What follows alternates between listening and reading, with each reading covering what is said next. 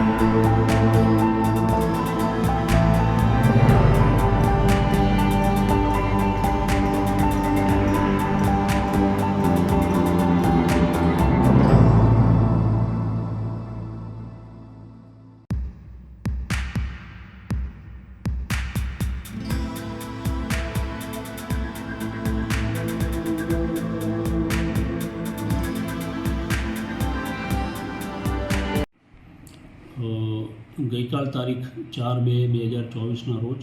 જામનગર જિલ્લાના Panchkoshi B division police સ્ટેશનના દરેડ વિસ્તારની અંદર એક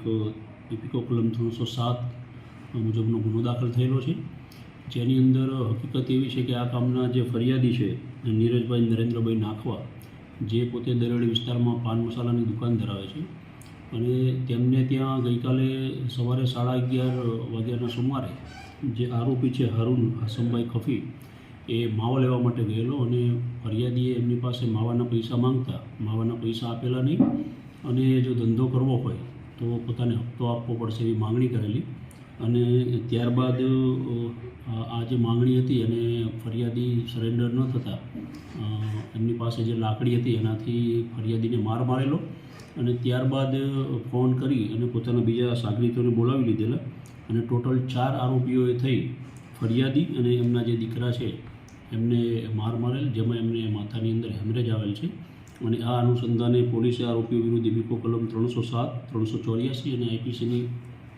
અન્ય કલમોની જે ગુનો દાખલ કરેલો છે અને સામે આઈપીસી કલમ 324 નીચે